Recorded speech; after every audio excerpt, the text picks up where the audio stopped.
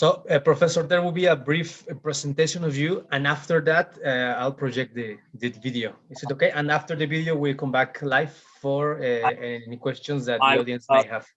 I'll mute myself in case of a sound, shall I? Okay. Well, I have a brief presentation of you, but we can. Fine. If you can, Yeah. I mean, if you can speak before the video, please let me know. I would like to do so. So.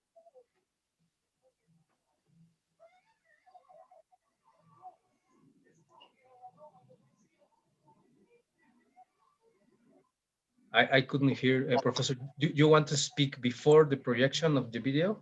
No, not necessarily. Ah, okay, perfect. No. I will notice that you're here live because we have Carlo Ginsburg's session with the video, but he was not here. So maybe the audience may be afraid that you're not here, but that's why I wanted you to. Oh well. To say, I can say something if you'd like me to say something. I absolutely. Yes, do. Okay. Do. I can. What I just say. You know, very pleased to be. Yep. Okay, perfect.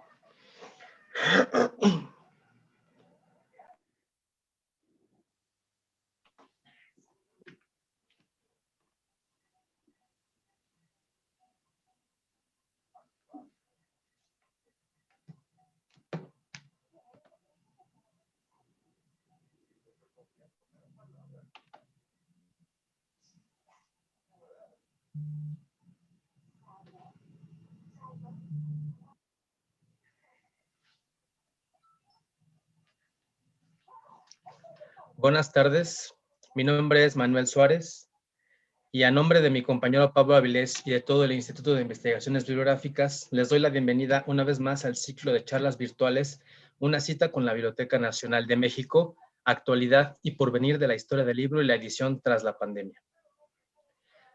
Damos las gracias a todos aquellos que han seguido y siguen este ciclo por el canal de YouTube o las otras plataformas de la Biblioteca Nacional de México. Antes de comenzar el diálogo, los hacemos partícipes de algunos avisos. Para los que siguen esta transmisión en vivo, a través de nuestro canal YouTube, les recordamos que el registro de asistencia será a través del enlace que se compartirá en el chat de esta transmisión. El formulario estará vigente únicamente durante la charla. En cuanto a la participación del público, podrán hacernos llegar sus preguntas a través del chat. Les pedimos, por favor, realizar preguntas concretas y apegadas a los temas expuestos en la charla para propiciar el diálogo con el especialista. Sin más preámbulo, doy la bienvenida al profesor James Raven. James Raven es profesor de Historia Moderna, miembro del Centro de Derechos Humanos y director del Centro de Historia Bibliográfica de la Universidad de Essex. También es miembro del Magdalen College, Cambridge, y ha sido profesor de Historia Social y Cultural en la Universidad de Oxford, entre muchos más puestos académicos y en organizaciones caritativas. Es autor, entre otros, de los libros The Oxford Illustrated History of the Book, que por cierto en Inglaterra vendió más copias que el último álbum de Harry Styles, nos comentó el día de ayer, y el libro What is the History of the Book. Tiene también libros como Business of Books, Booksellers and English Book Trade, Lost Libraries, The Destruction of Book Collections Since Antiquity, entre muchos otros. El profesor Raven se encuentra con nosotros en vivo, pero proyectaremos una grabación de la conferencia con subtítulos para que sea más fácil para todos. Sin embargo, el profesor está aquí con nosotros en vivo y me gustaría que le diera unas palabras para saludarlos. Professor, please, you can say something to the audience. Gracias. Muchas gracias por invitarme. Thank you so much for inviting me. I'm very pleased to be here, and I hope that I have something to say that will be of interest to you. Thank you very much, Professor. Entonces comenzaré con la proyección del video y después tendremos un tiempo para preguntas para que ustedes puedan hacerle cualquier tipo de pregunta al profesor Raven de su conferencia, que créanme está muy interesante y es muy provocativa. Me parece que les va a dejar mucho esta visión británica de la historia del libro. Sin más preámbulo, entonces damos inicio a la conferencia.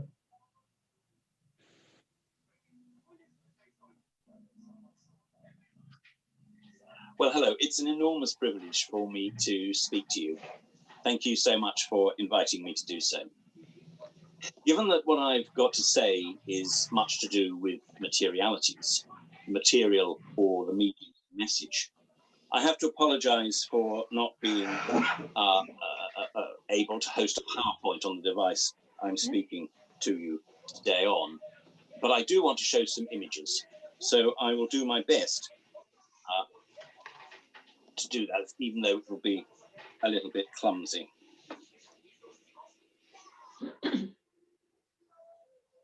So, what is a book? My thoughts today are derived from my two most recent books. What is the History of the Book, 2018, and the Oxford Illustrated History of the Book.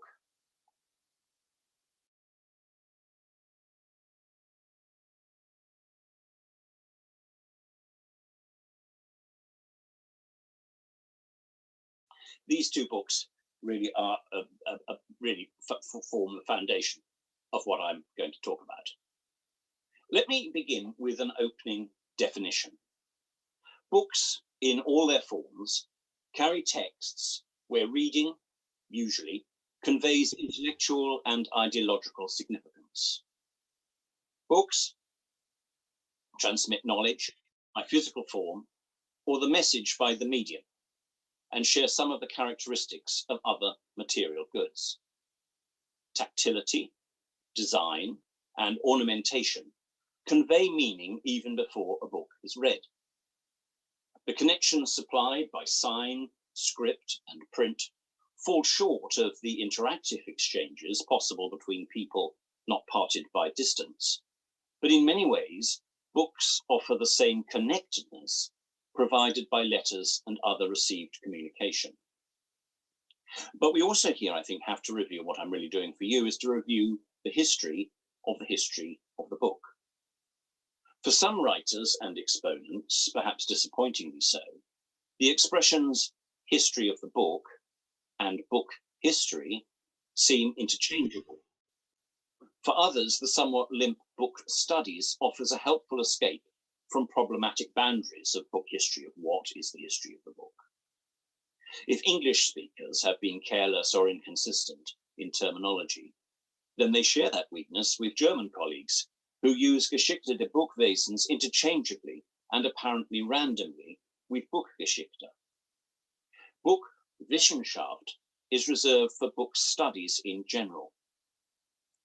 In many countries, and notably France and Italy, the distinction here is not available, and book historical study is usually singularly known as Histoire du livre and Historia del libro. Now, I think I'm speaking to an audience more expert than I, but I think that in Spanish, Historia del libro, that is book, also in the singular, often adds reading, y de la lectura, as do French and Italian equivalents, while the Portuguese Historia dos livros is the history of books.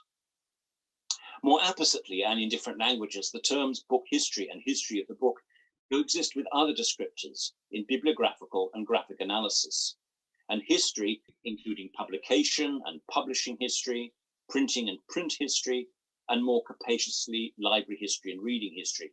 All of these have their problems. I haven't time to go into that, but I just wanted to point to the terminology that's involved here and the difficulties across languages, which can sometimes result from this. Now, apart from languages, some of these distinctions follow diagrammatic models.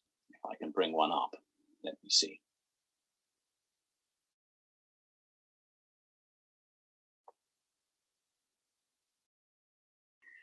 And representations of the constituent parts of a book history or cycle of production and dissemination. So I've just got one there, and I'll come back to that. This, of course, is the famous Robert Darnton one of 1982 of a communications circuitry. And I think I will be able to bring another one up as well, which is from that of Harold Laswell, his transactional accrual of meaning.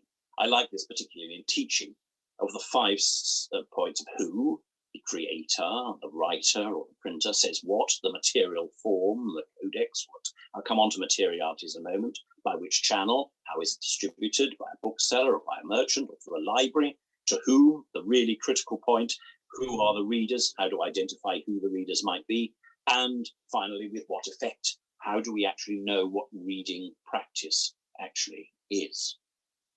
But many also have a long tradition of their own, as represented by journals, societies, and centers devoted to their study, such as you have in Mexico City and elsewhere in Mexico. Self-evidently, such broad designations are often overlapping categories and often require contributors to draw on disciplines well outside their focus of study. But I also today want to be determinedly global and comparative in range. An even greater questioning of terminology applies to book history in China, for example, where in recent years interest in Western, if we can call it that, Western book history has increased, together with fresh attempts at comparative studies and new types of research about China's own history of book production and its social consequences. Some past scholars of Chinese book history, such as Thomas Carter and Zhang Zhumin, variously used research about European printing. Conversely, in their groundbreaking work, of course, of 1958, Lucien Febvre and Henri-Jean Martin evidenced a certain understanding of the history of the Chinese book. New methods and research, however, benefit from the deep traditions of Chinese literary learning. And there's a very interesting issue here about 19th century Chinese bibliographical study in the 19th century, which I haven't got time to go into, but which parallels the development of certain bibliographical learning in the 19th century West. However, the term shuji in traditional Chinese and Korean have been adopted as a translation of the book of European in European and American histories, and it carries sufficient inclusivity to describe, for example, unbound papers bearing written or printed characters, either of the two. More specifically, since at least 1000 CE in the Song dynasty, the word bambin has been used to distinguish different, but usually printed editions of an essentially unchanged text. Etymologically, the term is associated with a prized form of bibliographical learning, not least because of the privileged connections required to access and accumulate esoteric knowledge of rare books and their resale value. The language used to describe books and their appreciation in East Asia highlights a perception of books that is only partially consonant with Western book history. Very obvious is a sense of difference in the balance between the material and the ideological, and an emphasis on the sacral and spiritual value in a modern intellectual world largely unmoved by religious and existential issues. Now, in the West, what is now generally recognized as an interdisciplinary scholarly endeavor, called the history of the book, began its life in the 1980s. But importantly, its intellectual roots reach back many centuries. As advanced today, book history, or the history of the book, aspires to study the historical consequences of the production, dissemination, and reception of texts in all their material forms, across all societies, and in all ages. Separately, these are no new subjects of inquiry, even though scholars from different disciplines have increasingly used the designation of history of the book to advance more capacious questions about the past meaning and function of books, claiming fresh perspectives and promoting in particular an interdisciplinarity that extends and revises older methods and conclusions. In many ways, this last initiative has been the most productive aspect of the enterprise, I think, bringing together in conversation and collaborative scholarship a great diversity of participants, cultural and social historians, like myself primarily, literary scholars and critics, those concerned with the theory and practice of textual editing, bibliographers, of which many of us are self-trained, codicologists, paleographers, epigraphers, philologists, rare books and special collections librarians, book conservators, linguists and translators, historians of science, of ideas and of art, anthropologists, archaeologists, and specialists in media, communications, and graphic communication studies. By their different methods, and they are very different methods, these interpreters of books study texts as the products of collaborative human agency acting on material forms. And together with the language, I would argue, those material texts and the information that their signs encode are the most powerful tools available for writing a history of meanings. And so, to go back to my original opening, it's important, I think, to illustrate the breadth of the history of the book, and hence my illustrated history of the book, which I edited. It's a history reaching back 5,000 years, not simply a history of the printed paper codex, or indeed of the printed book, but the history of how diverse peoples in different parts of the world, in different ways, for different reasons, and with very different consequences, have striven to store, circulate, and retrieve knowledge and information. The balance between these objectives, together with other practical, local, and ideological considerations, affected the choice of materials and their shaping to record, transport, read, and conserve, since at least, we might be provocative here, since at least the 33rd century BCE, the supposed age of the earliest surviving object claimed by some scholars to fulfill the definition of a book. That is bone, shell, and tortoise shell. Let me see if I've got some illustrations of that from the book. That should be here. There. On there, on the top left, you see the conventional printed codex of the West. In the middle, a Babylonian tablet of many centuries in the 1000th century BC. The Babylonian ancient tablet there next to a modern tablet, the digital tablet. And there below, Chinese bamboo, a Dakota buffalo skin, which I shall come back to, and a tillet printing block on the far right-hand side, which I might also come back to in terms of thinking about printing on surfaces and materials that we might not conventionally think of as a book. Assuredly, such artifacts and ancient books of bone, shell, clay, and later papyrus and leaf and bamboo and other materials, including we might even controversially think about the strings of the kikus, should not be regarded as primitive, but understood in ways that inform and fortify our understanding of the role of graphic forms of communication. Study of centuries-old and what seem to us exotic and mysterious book forms adds to our decoding of geographically and chronologically far-reaching endeavors.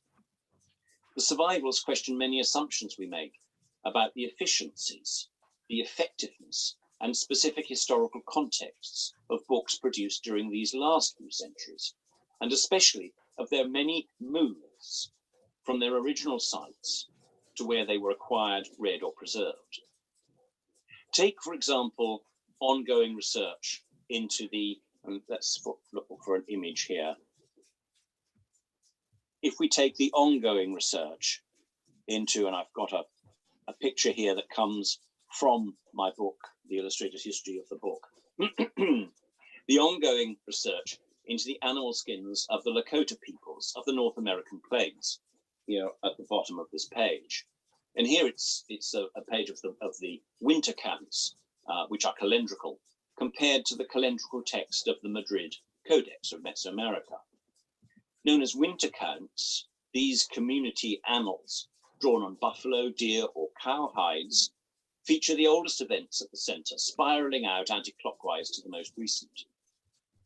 Like most Mesoamerican books, most winter counts are now divorced from their original communities and contain references many centuries old. Up to 100 winter counts survive in national and local museums with greatly varying chronologies and subjects. Similar removal from original sites affects the book form interpretation of beads. Let's see if I've got a graph here.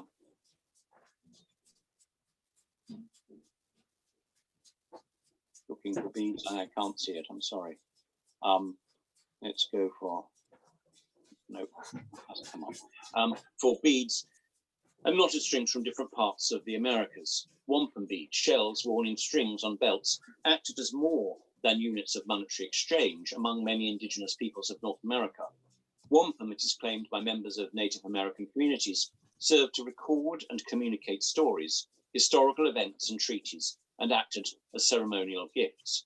Jermaine Walkington in Canada, in pioneering research in early book history, has used her investigation of wampum to interrogate what writing and reading actually means and meant.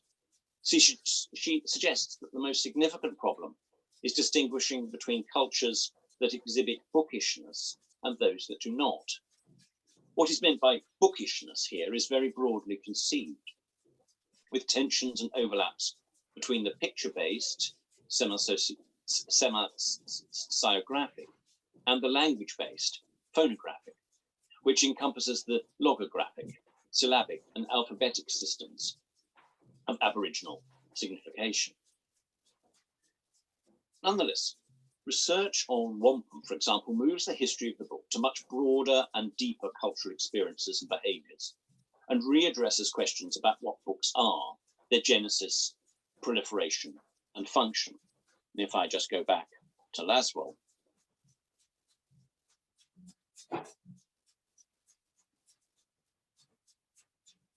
in other words, who does what with them, and when, and how, and with what effects, to borrow from these grounding questions of media history. And also, as both my volumes attempt to illustrate, activity in book history is worldwide, with new writing and research projects today devoted to the history of the book in Africa, South America, China, India, and South and Central Asia, in addition to regions long associated with bibliographical and book historical studies, such as here in Mexico. And here is an African image to illustrate work that's going on at the moment. If I can get it up, I hope this is the right one. We are. See there on the left, the Garima Gospels of Ethiopia, and there's another open there again from the book. The Garima Gospels of Ethiopia of about 494 CE, written in Ethiopian Geertz language. And there's a lot more that one could say at the moment about the agenda of the book in Africa, North of South Africa, and of the reassessment of the provenance, circulation, and indeed preservation of these books. These new agendas put the history of the book, I think, full square on the development of history itself. There will be, for example, I hope this coming October here in Cambridge in Black History Month, a major new colloquium which will bring together scholars currently involved in African American and Black history bibliography. So it brings it, I think, full square in the development of current historical studies themselves, offering decisive contributions to the history of class, ethnicity, gender, certainly to the developing world of the history of emotions, and to the history of ideas, revolution, local and national politics, amongst many other fields. Contributory research of and within the material book, and in an astonishing range of extra textual sources, informs also, more pertinently to, I suppose, central in the history of the book, fresh histories of censorship, copyright, the economics and geographies of publishing, the networks of distribution, the uses of libraries, and the various source analyses offered in the complicated and demanding, challenging histories of reading and reception. From legal and commercial to ritual aspects of book production, circulation, and influence, the history of the book intersects with and advances histories of revolution, for example, and ideas of religious belief and practice, the social history of knowledge and histories of sociability and of intimate personal behavior. There is a huge canvas upon which to draw here. And it also draws on a diverse heritage. By the early 1990s, numerous university and college courses in book history, centers for the history of the book, and multi-volume book history publishing projects advance, and these will, I'm sure, be familiar to you. We just have a few there. In Britain, France, many other European countries, the United States and Australasia, amongst many. Most of the pioneers studied Europe and North America in the age of print. And the earliest speaker in your own series, Robert Darnton, in his seminal 1982 essay, What is the History of Books, proposed that it might even be called the social and the social and cultural history of communication by print. Within a decade or more, medievalists and paleographers, drawing on much earlier research, also led collaborative projects in publishing and broader book history, often nationally conceived.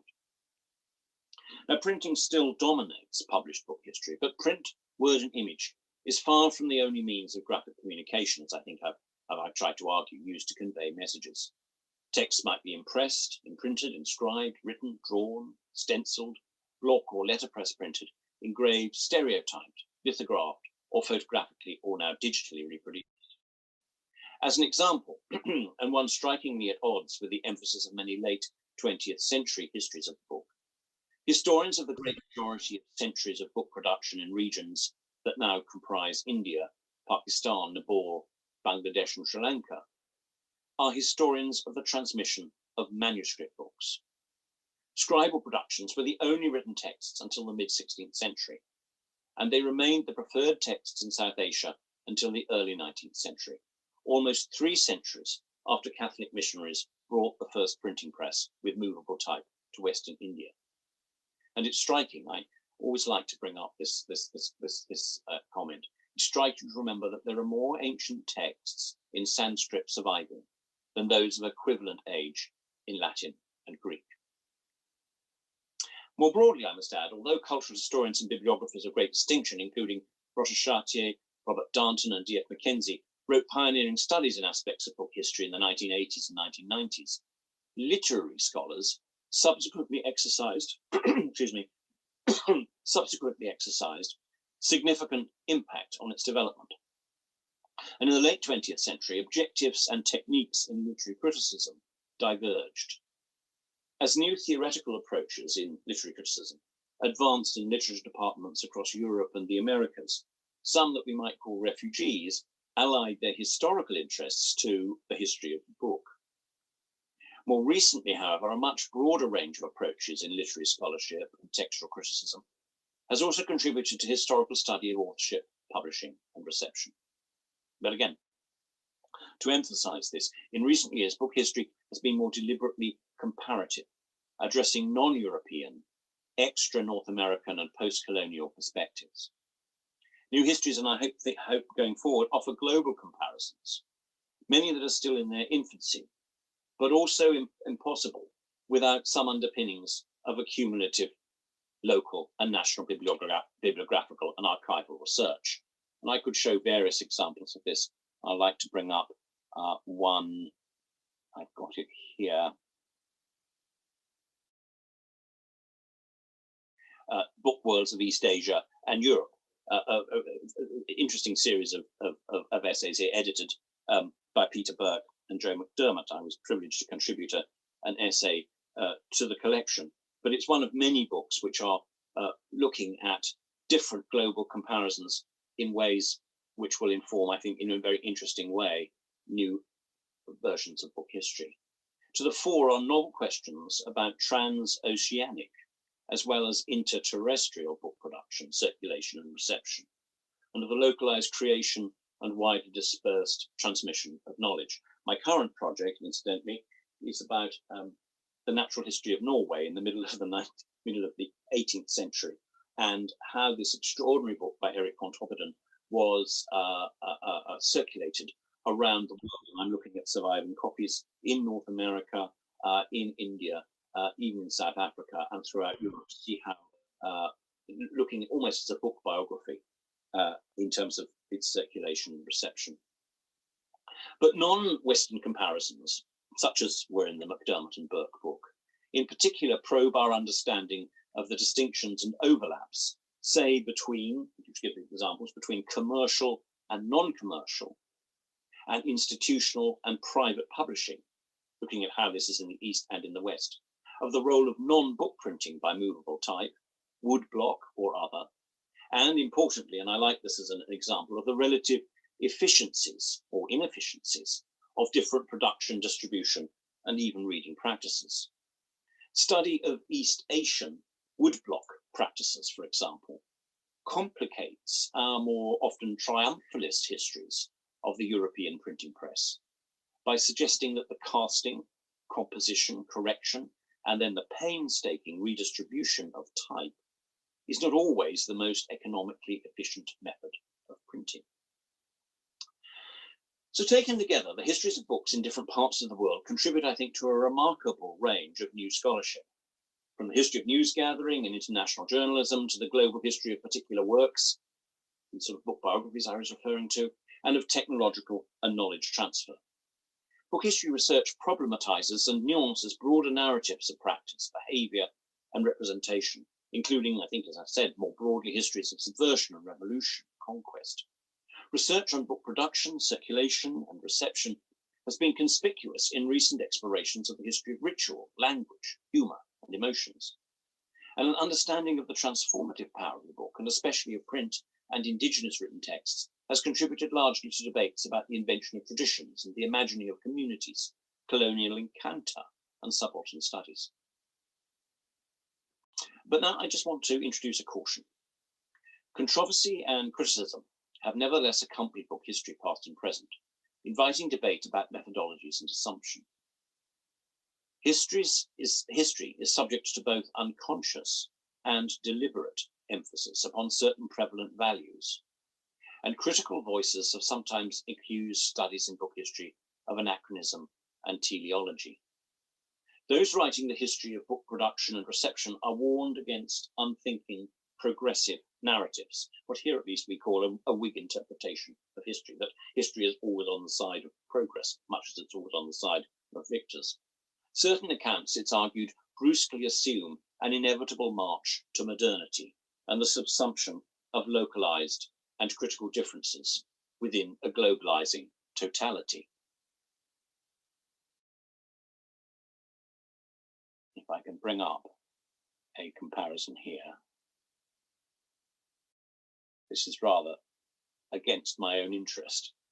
In her final book, just there on the left, Divine Art in a Infernal Machine, the wonderful Betty Eisenstein, Elizabeth Eisenstein, warned against, and in fact she was warning against my book on the right. She in a very genteel way, in a positive way, she slightly takes issue with my warning about Whiggish history. She warns, and she says, against considerable ambivalence about Western technologies of all kinds. Triumphalism only accepting the World Wide Web is out of fashion, she says, along with ideas of progress and other Whiggish views of historical development. In other words, she thought that I had rather overdone my concern about not always accepting book history as a history of progress and development. But I still think there's a lot to be said about looking at constraints and checks in order to correct the record. But that's perhaps for debate. We can discuss that later if you wish. More bluntly still, for certain observers and even some participants, not all of this activity has been history at all. History concerns the recovery of past human experience. Some of the scholarship contributing to the history of the book is liable to transgress this strict remit of historical study in the same way that many contributors to the history of art or even history of ideas focus on aesthetic, material, or philosophical questions rather than explicitly engaging with past behaviors and attitudes. In studies primarily concerned with critical theory and editorial scholarship, to antiquarian investigations of the minutiae of scribal and print productions, there were clearly some ways in which the history of the book was not, or very largely not, history at all. The depth of historical interest seemed relatively shallow in many bibliographical analyses of the construction of books and their exact printing, composition, paper, and ink characteristics.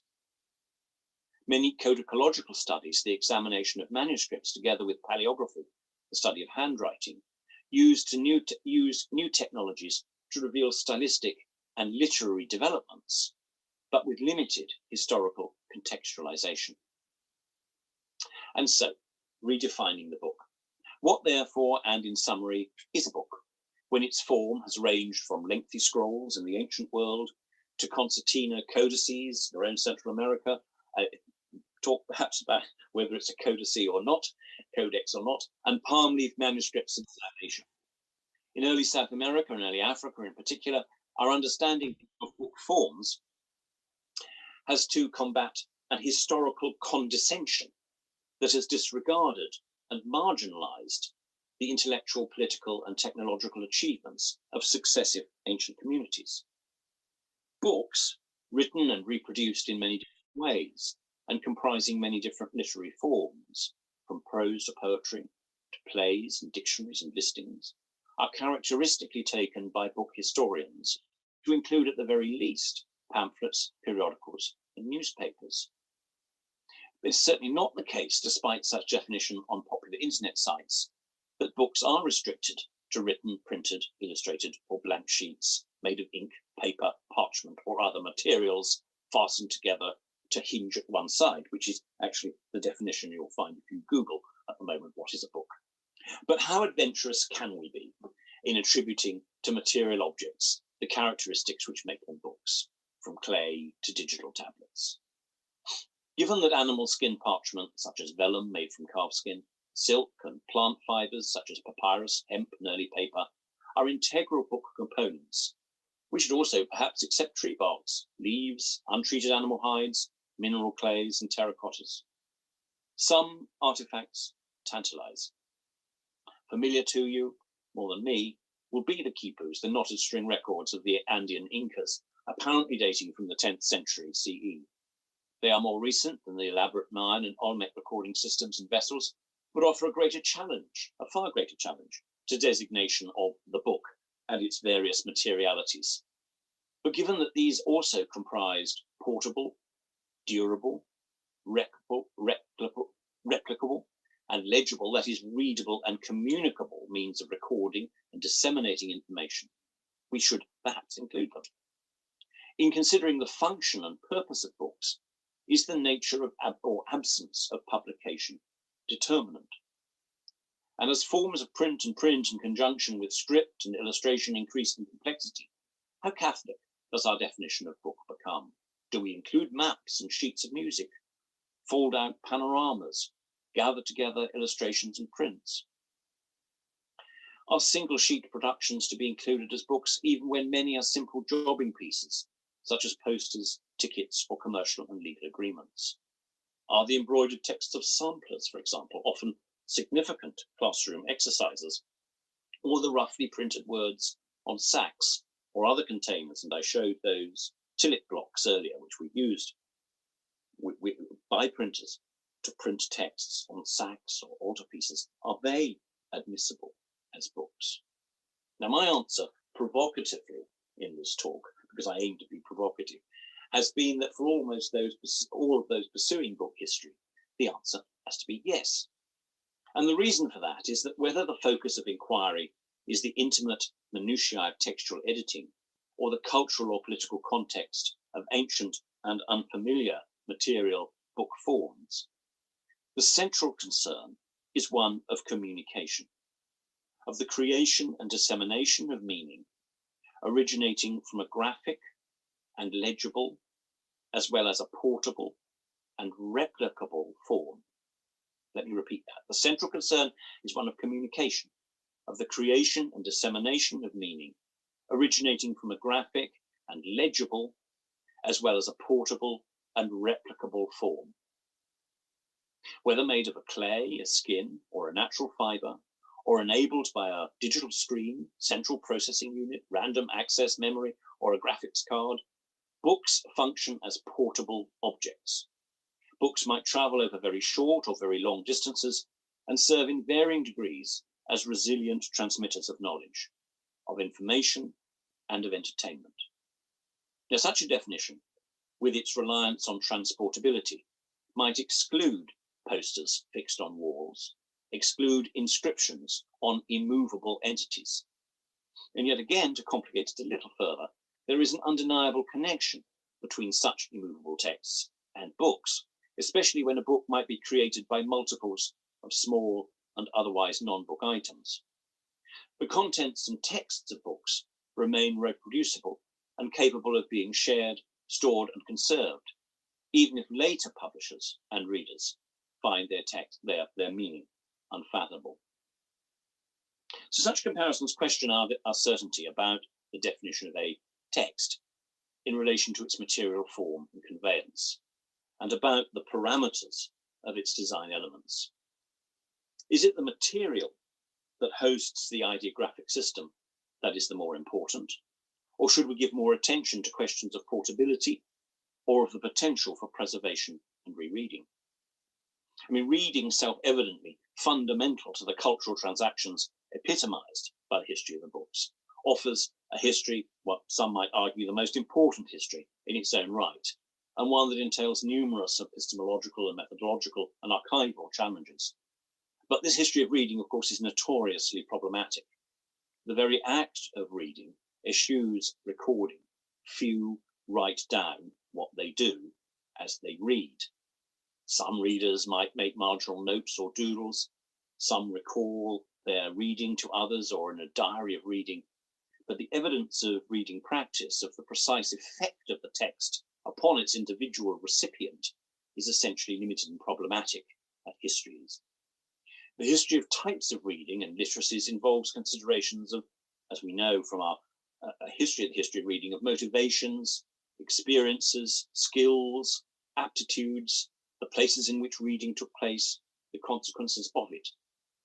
And yet the history of reading practices in the reception of texts can also diverge from the history of engagement with books, where the material object might be collected, displayed, perhaps as you see in behind me on my back screen here, where the material object might be collected, displayed, or otherwise used for symbolic, speculative, aesthetic, spiritual, emotional, other reasons, nothing to do with reading directly. In certain circumstances and in very different places, ownership of books need not involve conventional reading. So a distinctive contribution of book history, therefore, is the re-evaluation of what makes a text, and one that engages usefully with the material interrogation of what defines a book. The meaning that the text conveys is crucially affected by the material form of the book. And indeed, as D.F. Mackenzie argued famously in his Sociology of Texts, form actually effects meaning.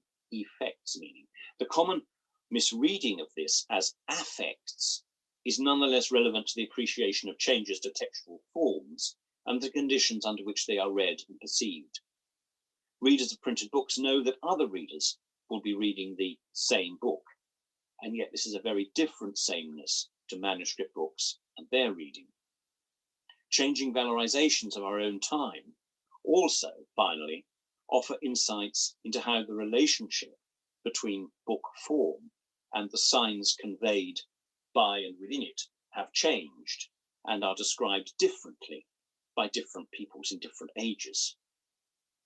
Current popular reference to a text, for example, is now given new meaning by the sending of a text message, that is, by the verb to text, just as worldwide word processing and text messaging has brought about the rejuvenation and also reconfiguration of the word font, a word that about 30 years ago, when I first started teaching, I used to have to describe to students. Now they all know what a font is without having to be introduced to typography.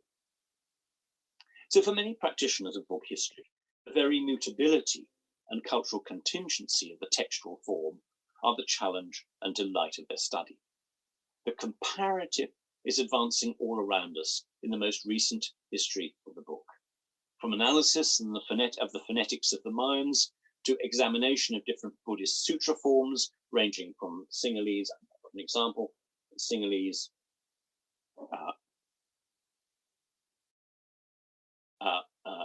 palm leaf books, to the block prints, and this is what this shows, the Thangka scrolls of Tibet and Mongolian scrolls. New research in book history is adventurous and contentious and includes, among hundreds of specific projects, investigations of the relationship between block print techniques around the world, the printing of very different items other than what we think of conventionally as books.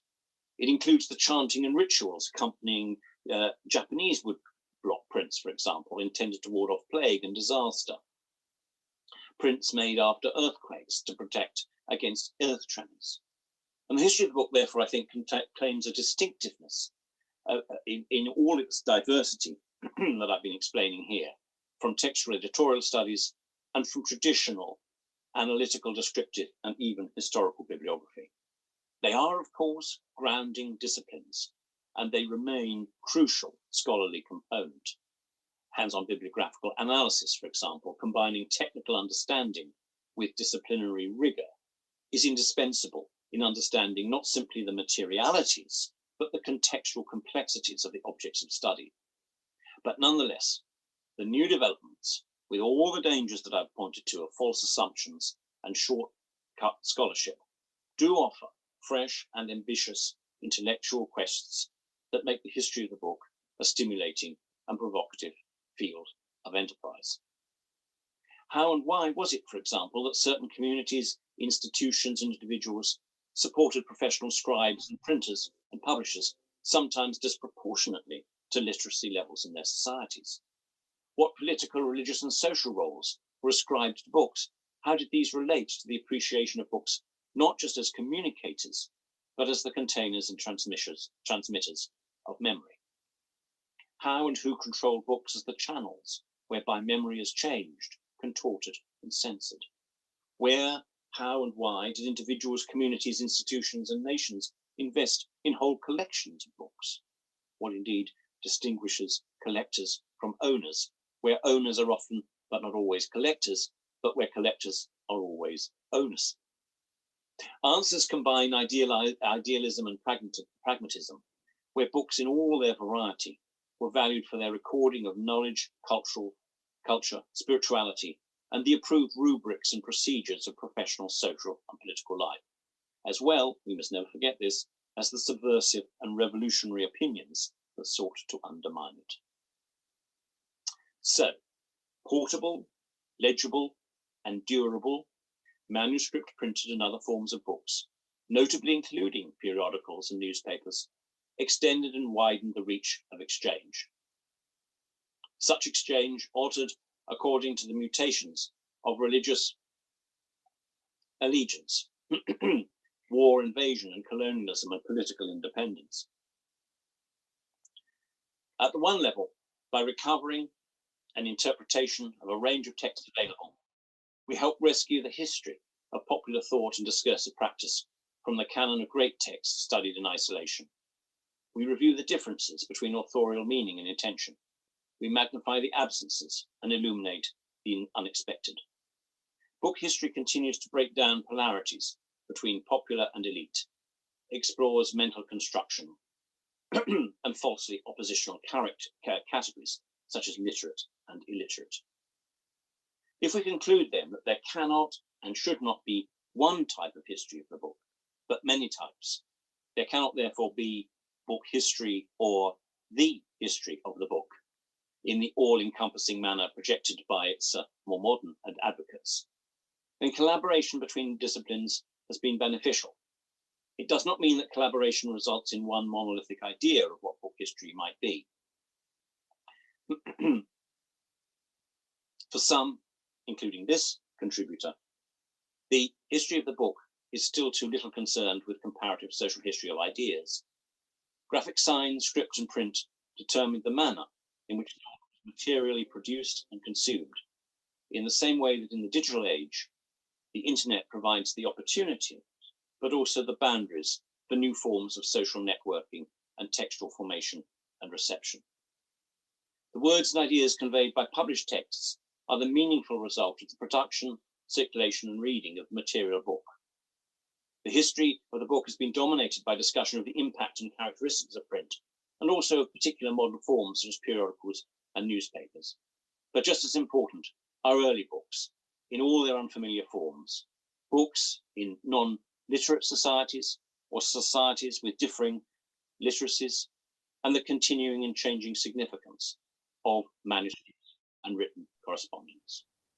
And most conspicuously, the global turn in book history advances histories of knowledge that take their inspiration from the challenges of early modern and Enlightenment Europe, but in ways in which the accumulation of knowledge is offset by loss, parallel the balance between advances and constraints examined by histories of the book. Thank you very much.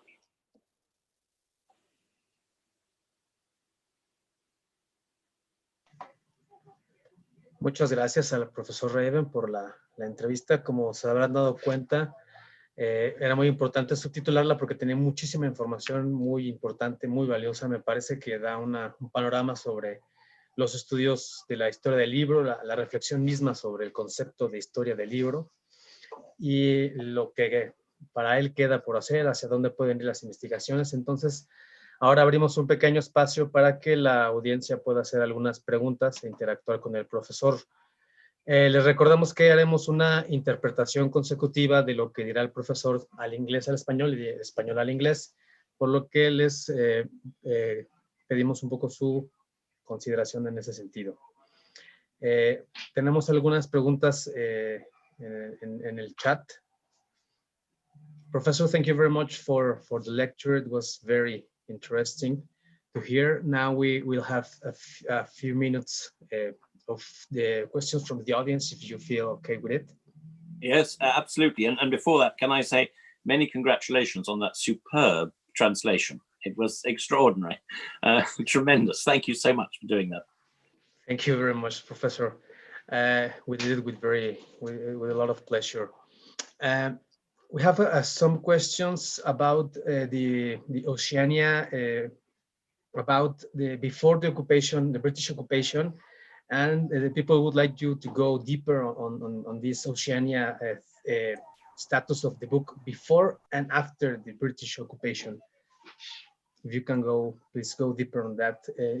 There are two questions about that on the chat. Yes, I just need, I'm sorry, to understand what we mean by Oceania. What are we talking about here? Australia, the area of Australia, Oceania. I see. Well, that's very interesting. I mean, I'm not an expert on this, and I should say at once also one thing that's very important to say is that this book, the Oxford Illustrated History of the Book, although I'm a major contributor to it, I brought together quite a number of different scholars there. So we have in that book experts from different parts of the world.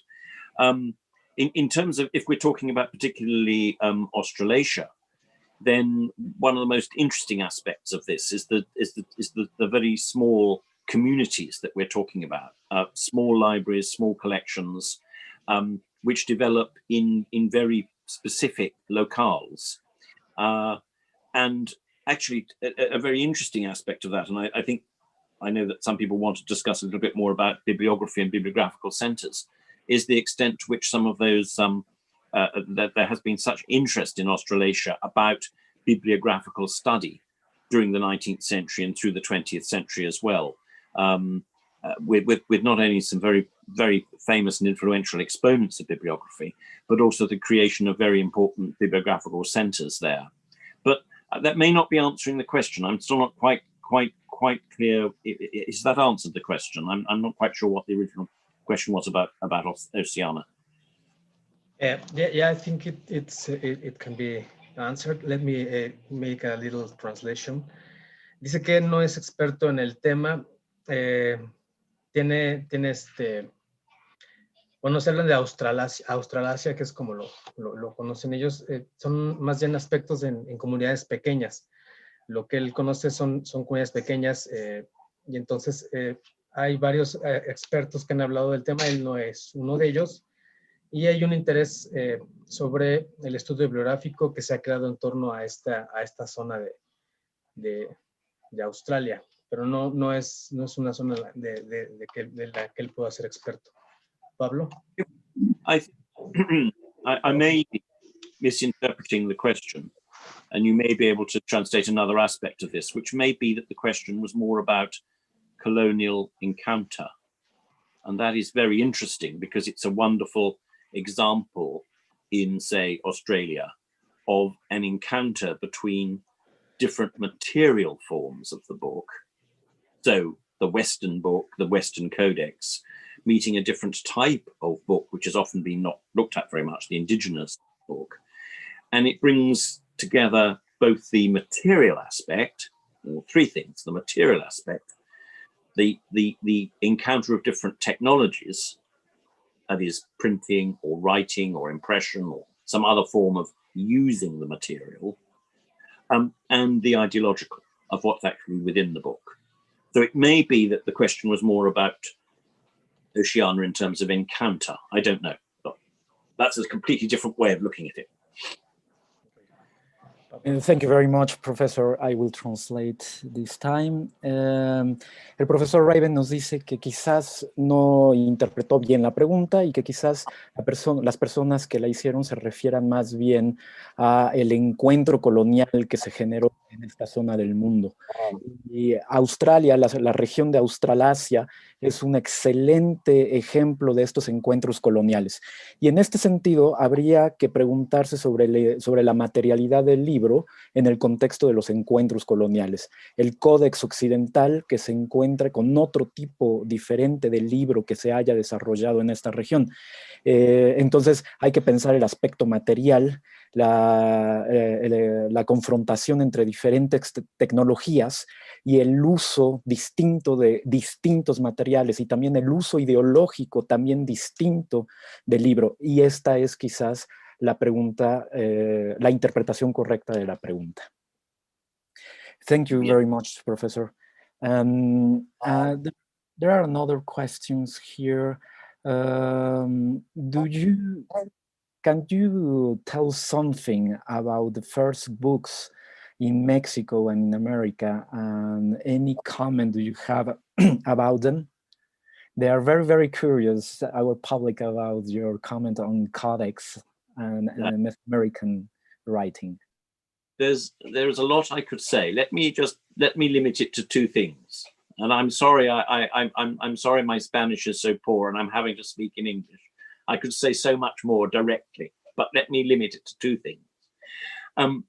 Firstly, I think that there's been increasing interest in the arrival of the printing press in Mexico City in 1536 and mid-16th century, and the development of printing of movable type, and the incorporation of that into the history of the book in North America in particular. So one of the books that I showed, which was the history of the book in North America in this series of 5 volumes, which was published over many years. I was a contributor to the first volume.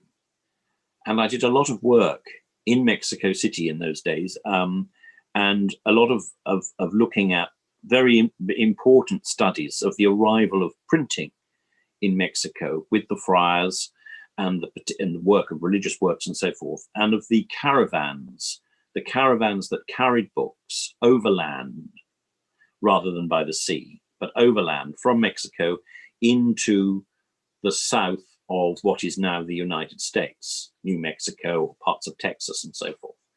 And I was very interested because here we are looking at, in terms of the printed book, the early printed book in North America coming from Mexico. And I wrote that, but what was really interesting, and this is one of the things that might interest people about the construction of the new national histories of the book. When I wrote that, it was excluded. It's not in the history of the book in America, because it was felt that up to 1776, only books coming across the sea to the British colonies could be included. So in that first volume, the history of the book in North America, which covers from colonial times to 1776, I was allowed to talk about the import of books across the sea to the 13 British colonies and to Canada, but not everything that was coming up from Mexico. And I published that separately. Now, so that's one area. I could also talk about the contrast with earlier type of books, which I was talking about in my speech about my lecture about the material, the difference between existing indigenous peoples book and what that means. But that's a different question. I'll stop there because you want to translate something of that. Yeah, thank you very much. El profesor Raven nos cuenta que hay un creciente interés sobre la llegada de la imprenta de tipos móviles y el desarrollo de esta imprenta en México y en América. La incorporación de esta historia en su edición, en su colaboración sobre la historia de la imprenta en América del Norte, no fue publicada. El profesor Raven había escrito una historia sobre los libros que llegaban en caravanas al sur de los Estados Unidos, no por el mar, sino por tierra, y que nutrían el mercado del libro en la primera etapa de la historia de los Estados Unidos. Sin embargo, los editores consideraron que no formaba parte, que esta historia no formaba parte de este libro, y solamente tomaron en cuenta la llegada de libros a los Estados Unidos y a Canadá por el mar. Y entonces la llegada de libros desde México no fue tomada en cuenta. Y esto, wow, porque interesa mucho la construcción identitaria nacional a través del libro, pero como lo dijo el profesor Raven, y lo repetimos, no fue incluida. Entonces solamente se incluyó en ese primer volumen de 5 sobre la historia del libro en América del Norte, libros que llegaron a las colonias británicas a través del mar hasta 1776. Y sin embargo, el profesor Raven lo publicó por separado. See, may I add something else which might be of interest? Because we're talking here generally of libros sin fronteras, books, livres sans frontières, books without boundaries. And I think that this is so important to always think about this. In the 19th century, when bibliography was being founded in the West and bibliographical societies, the construction of short title catalogues, the idea of enumerative and descriptive bibliography, it was often to do with language and it was to do with national units. And often that was very good. But those projects and all that work, all that wonderful grounding work, was conceived on a national basis, often a linguistic basis, or a political national basis, in order to make sense of all that work. And I think that has a very interesting parallel with what happened in the late 20th century, from what I was talking about in terms of the history of the book.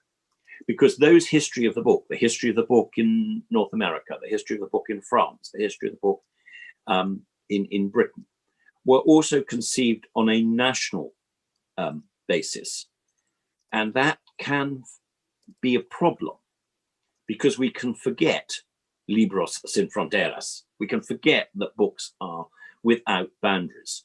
To take just one small example, the history of the book in Scotland in particular is really interesting because if you take a snapshot moment, a particular moment, say, I don't know, 1750, then if you're interested in the book in Scotland in 1750, you have to consider all the books that are circulating there that are coming in from mainland Europe, from France, from Spain, from the Netherlands, from Italy, and indeed especially from London and England.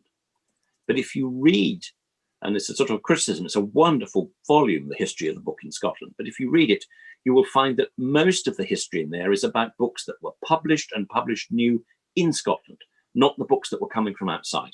So we have to continue, and that was the problem of that example about Mexico and North America too. It's always books without frontiers. You have to think about the circulation so much of books at any one moment.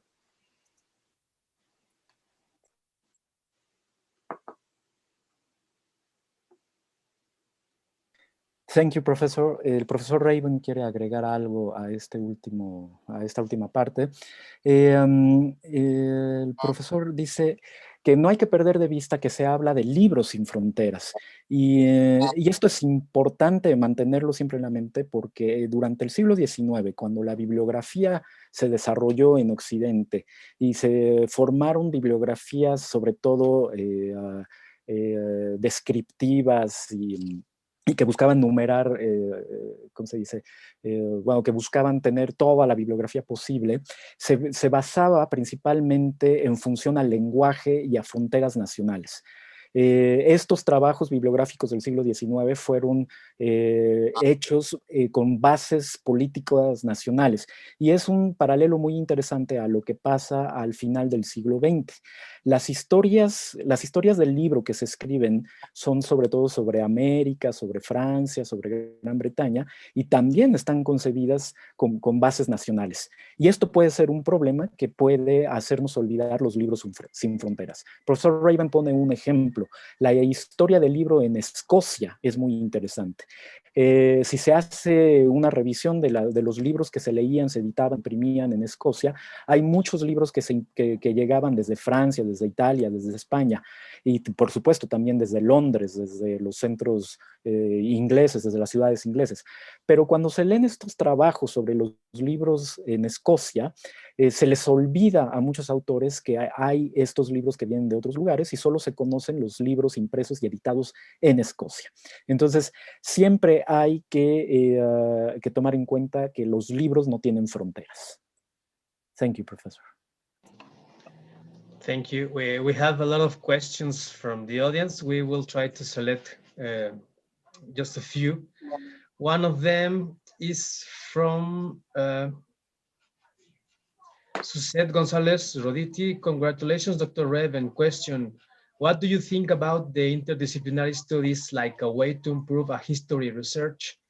And we have another from Francisco Miguel Ortiz Delgado.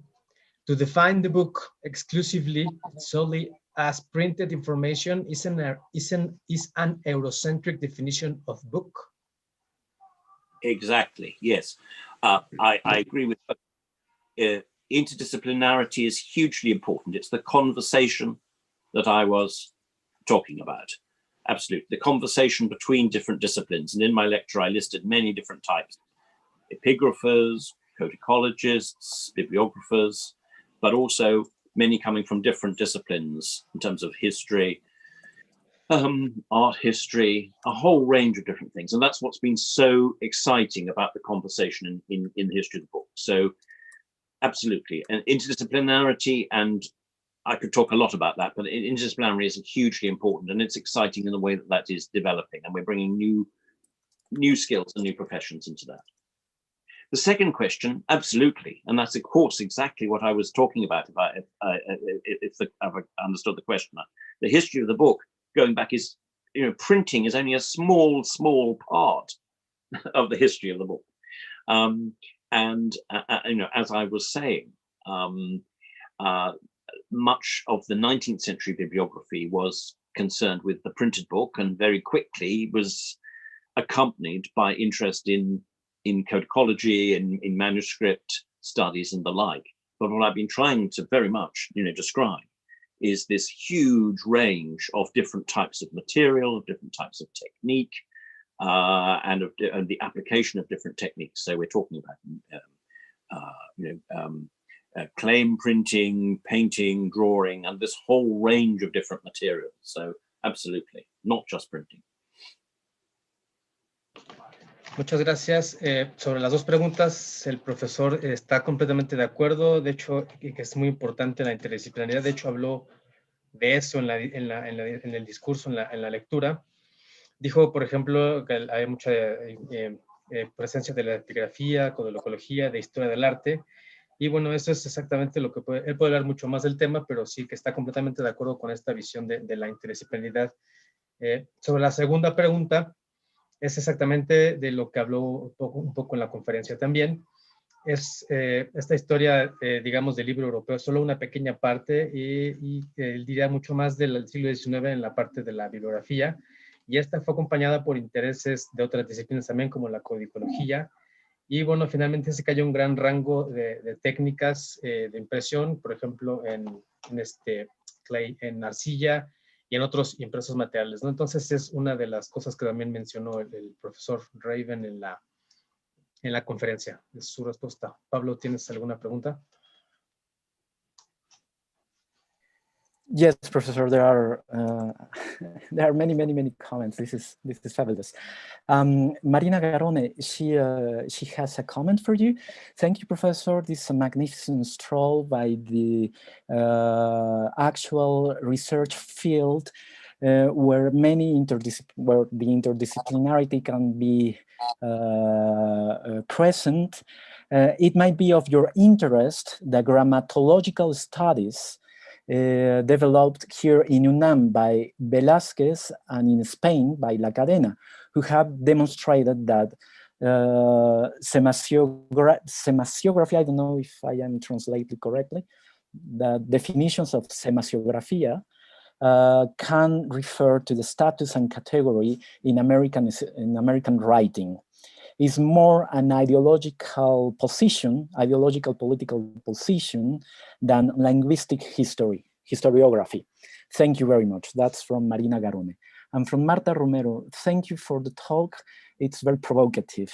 In this inclusive vision for the study of the book and its histories, could binding technology and the development of this technology be an aspect to consider in these studies, taking into account that binding is the last step in the production of books to put them in the hands of the reader?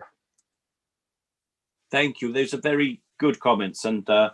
Garona particularly. I mean, I think it underlines that we should not follow all our assumptions. You know, we should constantly be questioning our assumptions. That's what's so important. On binding, but binding is very interesting, isn't it? What binding is in different societies and comparative bindings are really very, it's a very interesting question. How the book is preserved for that reader and the different choices that can be made. Again, it's an area where I think in terms of the covering of the book, how the book is received is hugely variable across different societies and in different communities. And I'm sure there could be a lot more done actually on that. Very interesting. Thank you very much, Professor. Sobre los comentarios de la doctora Marina Garone y el profesor Raven, nos dice que la doctora Garone subraya sobre todo que no hay que dejarnos no hay que dejarnos llevar por nuestras propias convicciones, por nuestras propias asunciones. Respecto a la encuadernación, es muy interesante lo que propone la doctora Marta Romero. Lo que la encuadernación nos cuenta sobre las diferentes etapas del libro y comparar la encuadernación, cómo el libro es conservado y cómo se cubre, cómo se protege al libro y cómo ha sido recibido, está seguro el profesor Raven que puede dar mucho de qué hablar. Manuel. Gracias. We have a lot of congratulations for you, the talk. People really like to have the lecture in text. On this concern, I would say that we're trying to, after all the cycle of conferences, we will try to publish them together if we have your permission, Professor. But to say to all the audience that this conference is based on 2 books from the professor. That is, what is the history of the book? ¿Qué es la historia del libro? Lo pueden encontrar en Amazon, sí está en digital. And the illustrated history of the book de Oxford, creo que lo pueden pedir en Amazon, ese no está en digital, lo pueden pedir de forma digital. One question, Professor, you as president of the Bibliographical Society, could you please explain us what is this society? Is it possible to be a member from Mexico and all this stuff? It would be very interesting for us. Yes, it's certainly very possible to become a member. You apply to a member. We have a website.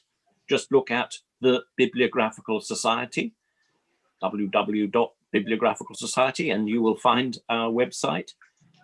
And you can apply to be a member. There is a cost per year for which you would receive the journal, The Library, which is a very high quality bibliographical journal, I'm sure you know. If you want to know a little more about bibliographical societies, I do actually say a little bit about that in my book, What is the History of the Book? because it's very interesting how bibliographical societies were founded in the 19th century. It's to do with the definition of what bibliography is, in a way, descriptive analytical bibliography and historical bibliography. And how can I put this briefly? The coming together of people who wanted to find a science, really, of descriptive bibliography for ideal copies and what editions were, and also people who are interested in the history of the production of books. And it fitted again into that national sort of endeavor, national projects.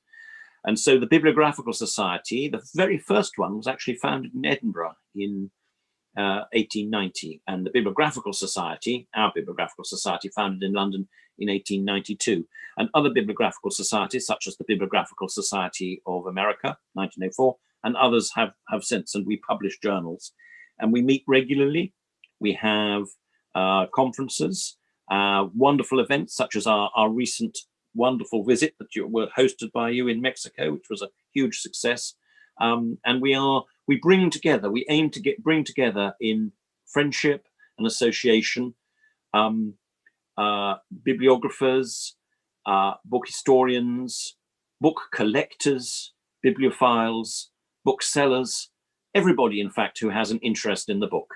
So if you are interested in joining, please do look at our website and apply. Gracias. Dice que tienen un sitio web, lo dijo www.bibliographical.society.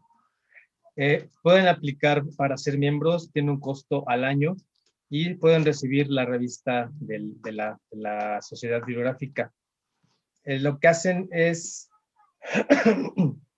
hablar de bibliografía, se juntan para buscar información sobre bibliografía y estudiar la historia de la producción del libro. Él habla un poco de esto en su libro What is the History of the Book. Tiene un pequeño apartado sobre sociedades bibliográficas. Dice que la primera se hizo en 1890, que la de Londres fue de 1892, que hay también una sociedad bibliográfica en Norteamérica, que también organizan conferencias, eventos muy interesantes, como uno que tuvimos hace unos días con ellos justamente en la Biblioteca Nacional de México, la Burgoa y la Nacional de Antropología e Historia, hace unos días, en donde se mostró la riqueza bibliográfica de México hacia estos miembros de la sociedad bibliográfica. Y en general es eso, se busca tener contacto con sociedades de amistades, historiadores del libro, vendedores de libros, y en general todos aquellos que tengan algún interés con el libro. Thank you very much, profesor. Pablo, ¿tienes otra pregunta? Bueno, los anima también a que visiten la página y que se hagan socios de esta sociedad bibliográfica. Yes, thank you very much. There's another question here for you, Professor. From Andrea Reyes. This is a very interesting question about interdisciplinarity. If history of book can be applied to any object transmitting information and significance, and these objects are interpreted, which is the difference with media studies? For example, a movie, it's printed in a negative, then played, and then interpreted. But it isn't carried. The definition is difficult and controversial, and I'm being provocative. But I was still talking about the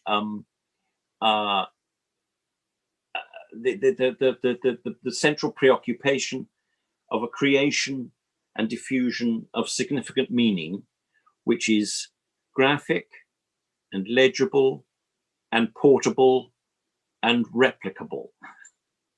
So you could think in terms of media studies, in terms of a film. You could also think of an individual, a person telling a story. But the person, is a person a book? Can a person be a book? Can a movie, a film be a book? Can a monument be a book? No, those three things I would say are not, because they are not in themselves texturally movable and replicable. So you've got to be able to repeat it, to move it, to read it, and to convey meaning as well.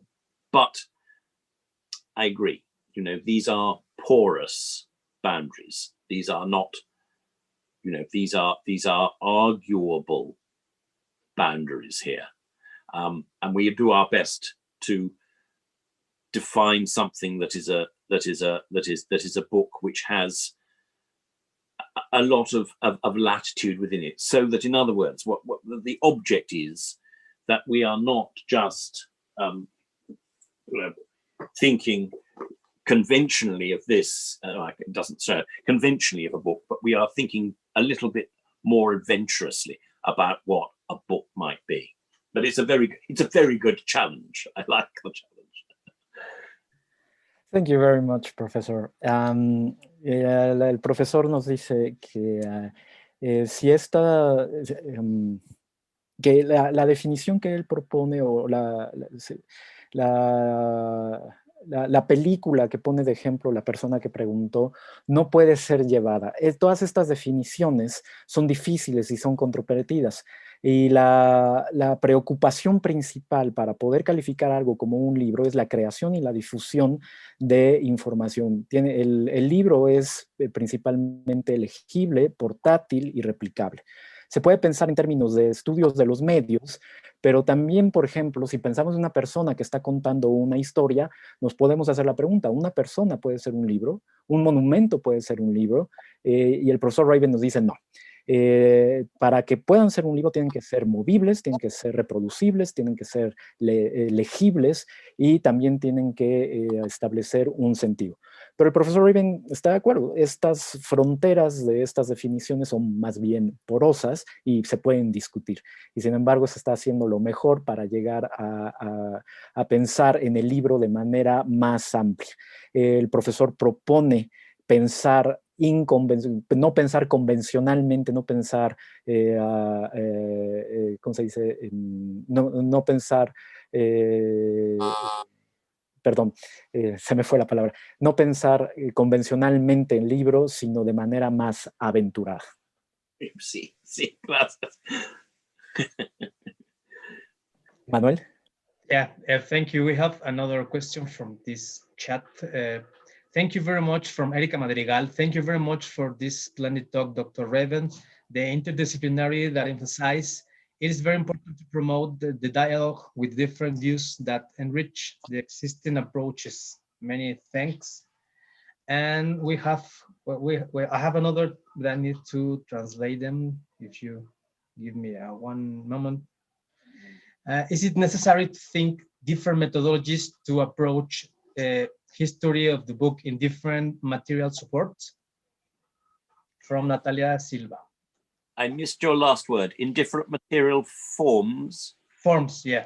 Yes, absolutely. It is. And that is why, particularly with this recent book, the Oxford Illustrated History of the Book, I brought together these different experts in the field. So, for example, my colleague, Eleanor Robson, who is a great expert on cuneiform, on the cuneiform tablets that you saw. I was contrasting the Babylonian tablets with modern digital tablets.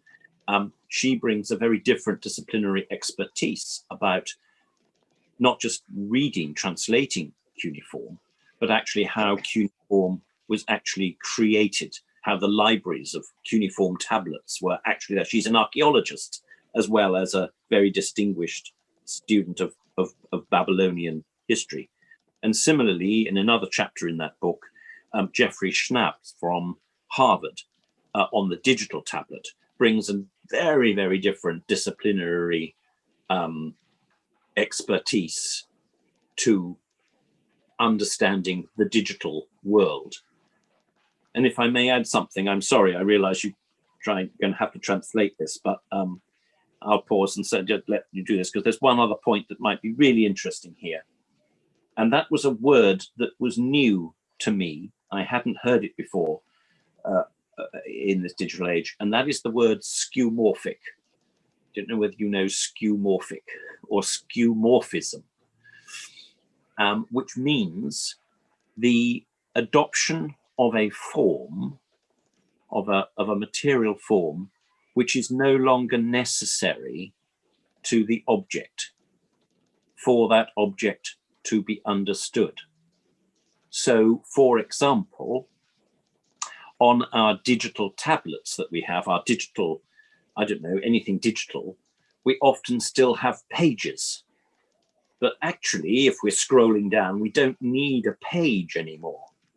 And some of our mobile phones are in a form that look like a book or look like something, but we don't actually need that physical form. We have what is called skeuomorphism, something which is adopting something which is no longer necessary as a material or physical form. It's just because we're used to it. It's the tradition of it. We're more comfortable with it. And so that brings a different sort of disciplinarity to understanding the digital age, the extent to which the digital book is actually, in its material form, something which is not necessary actually to the digital communication. Ok, muchas gracias, profesor. Dice que sí que es muy importante esto, y por eso particularmente en su historia del libro ilustrada de Oxford, contó con algunos expertos en varias materias como Eleanor Roosevelt, experta en lectura cuneiforme, en tabletas y en diferentes materiales de esta historia, perdón, de esta cultura. Ella es arqueóloga y destacada estudiante de la historia de Babilonia. También contó con otro experto, Jeffrey Snick, que viene de un área también que para él es un poco diferente, que es el mundo digital. También le ayudó mucho a entender el mundo digital. Un concepto que también es muy interesante, él continúa con su explicación, es la palabra escomórfico o el escomorfismo, que es la adopción de una forma material que no es necesaria al objeto para ser entendido. Esto es decir, por ejemplo, una tableta digital tiene páginas, pero en realidad no necesitamos estas páginas. Las páginas están ahí solamente como una imitación, como una convención que tenemos, pero tiene una forma que en realidad no es necesario. Esto es porque es más cómodo para nosotros y lo usamos. El libro digital en su forma realmente material no necesita este tipo de elementos materiales del libro, pero sin embargo son como necesarios.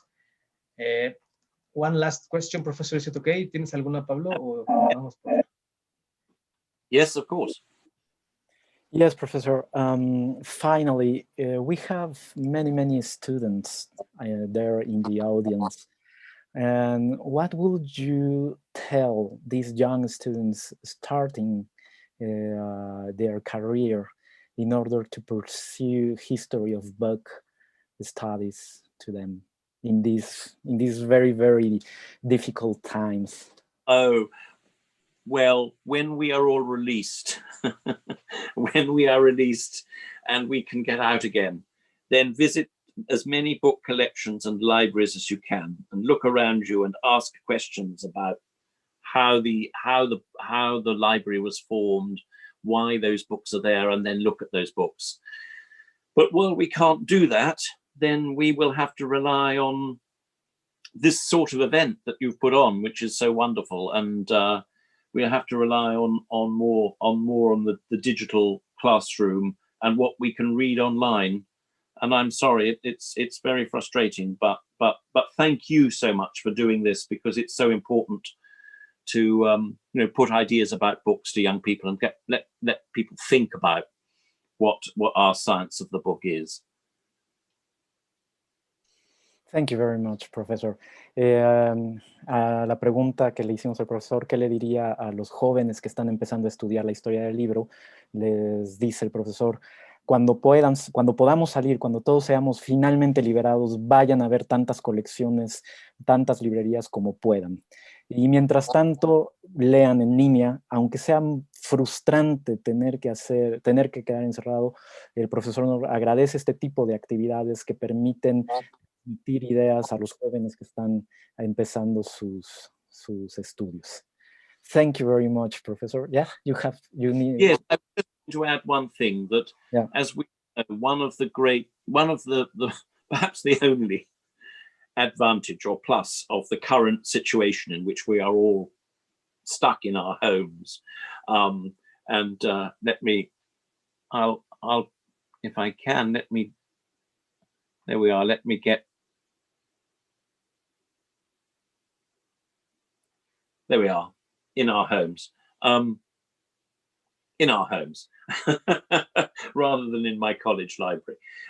In this world of virtual reality, one of the great things is that we can reach out like this, you know, across Zoom and digitally. And that is an enormous thing, I think, now for exactly what I was talking about in terms of a comparative study of the books and comparative bibliography. So the more contacts that young people can make around the world, the better. And, you know, not everyone will have the wonderful expertise here is that to offer a simultaneous translation. We are bounded by language, unfortunately. And language is very interesting here. Language is interesting because we have different, in bibliography and book history, we sometimes use different terms which can be confusing. The word signature, for example, is a real problem. I did work in Germany, and for them, they thought when I was talking about signature, the translation of signature into German meant, you know, an actual signature on a page, where I was talking about the signature, the something at the bottom of a printed book, which is a signature. So language can be a problem. So this opportunity we have now to develop our international communication through digital means is a plus, not only for sharing information, but also for enlarging our understanding and our communication. The more we can speak to each other, the better. So I think there's a great plus for that form of digital communication. And I hope that will continue alongside when we're all able to meet each other and have proper lectures again. Thank you very much, profesor. El profesor quiere agregar algo. El profesor le dice a los jóvenes que hay por lo menos una ventaja de esta situación. En este mundo de realidad virtual, en la que podemos al menos tener reuniones como esta gracias a Zoom y otras tecnologías, y esto es algo que tiene que ver mucho con los estudios sobre bibliografía comparada, sobre historia del libro comparada. Cuantos contactos alrededor del mundo puedan hacer los jóvenes, va a ser muchísimo mejor. Simplemente para poner el ejemplo del lenguaje, de las fronteras del lenguaje, es muy interesante ver cómo las diferencias pueden ser a veces un problema. En Alemania, por ejemplo, cuando el profesor estaba trabajando en algún proyecto allá, sus contrapartes alemanas no entendían a qué se refería con la palabra signatura. Los alemanes creían que se trataba de una firma tal cual, cuando en realidad él se estaba refiriendo a la asignatura en los folios de los libros. Entonces, la oportunidad para desarrollar una comunicación internacional a través de estos medios digitales es una gran oportunidad y espera que esto continúe una vez que seamos liberados. Thank you very much, Professor Manuel. Thank you very much, Professor. Me gustaría informarles a todos que en Inglaterra ya son casi las 10 de la noche. It's 10 o'clock almost for you, right, Professor? I don't know. Yes. So you must be tired. We are very thankful for. We thank you very much for your presence here, for your availability yesterday for recording the lecture. You've been very kind to us, and we are very we appreciate it really. Well, I'll say muchas gracias por invitarme y por la traducción. Ha sido un gran placer y espero que les interese. Mis mejores deseos para el resto de la serie. Oh, thank you very much. You would have spoken in English all the lecture. It would be. I speak very nice. Thank you very much, Professor. Pablo, ¿despides tú? Yes, thank you very much. Pablo. No, adelante, Pablo. Doctor Pablo Mora, adelante, por favor. On behalf of the National Library of Mexico, we thank you. Really, this provocative and really, I mean, so creative speech that you gave us. Thank you very much. And we keep, following all our projects together. I think we have an open society here of the Bibliographical Society that we are going to get in touch with you. And thank you very much, Pablo. Muchísimas gracias a todos los que nos acompañaron el día de hoy. Les agradecemos a todos su presencia y los esperamos en la siguiente sesión el próximo martes 9 de marzo. Agradecemos también al profesor James Raven. Thank you very much, Professor Raven. Les recordamos entonces que el próximo martes 9 de marzo a las 13 horas tienen una cita con la Biblioteca Nacional. El especialista invitado será el profesor Jean-Yves Molière. Muchísimas gracias y hasta la próxima.